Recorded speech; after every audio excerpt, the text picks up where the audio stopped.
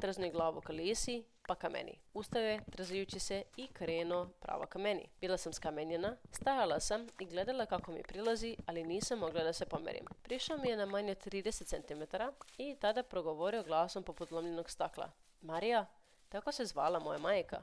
Hoćeš li ti biti moja nova mama? Nisam mogla da odgovorim, usta su mi bila otvorena, ali riječi nisu izlazile. Samo sam mucala i onda me je učutkao, polako, metodično, ššš. Zatim je prljavom rukom prešao preko mog lica i slonio mi kosu iza uveta. Oči su mi se napunile suzama i imala sam osjećaj da je vreme stalo. Trzla sam se, tek kada su Ashley i Lisa dotrčale, vičući na njega da se skloni od mene. Sa više oči upretih u njega, čovjek je šepajući otišao i nestao u hodnicima tržnog centra. Ja sam željela odmah da odemo, ali Lisa i Ashley su insistirale da prvo uzmemo hranu. Nema ga više, rekli su, uplašili smo ga. Da, važi. Nevoljno sam gledala kako jedu, meni je apetit potpuno nestao. Samo sam htjela kući. Kada su završile, krenule smo ka izlazu. Sad, sjećate se kako sam rekla da skoro nije bilo automobila na parkingu? Sada, bio je samo Lisin auto. Odmah sam dobila loš osjećaj.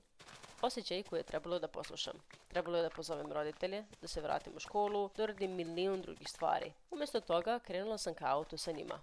Kako smo se približavale, primetila sam siluetu kako se saginje iza prednjeg točka.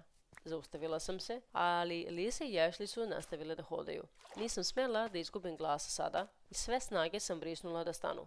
Kada su stale i okrenule se ka meni, iza njihovih leđa onaj čovjek se podigao iza točka. Na licu mu je bio užasan osmijeh, kao da usta pokušavaju da mu pobegnu sa lica. U ruci je držao malu metalnu šipku. Tiho je promrmljao, tek toliko da sve tri čujemo.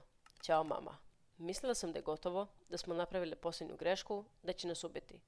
Ali umjesto toga, sa tim istim osmijehom, samo su dalje od auta i počeo da odlazi. To je bio naš trenutak. Ashley i ja smo bukvalno skočile u auto, Lisa je stigla do svoje strane i na trenutak su kočila, gledajući dole gdje je čovjek bio čučao. Kao da je odmahnula glavom da izbaci misli, otvorila je vrata i ušla.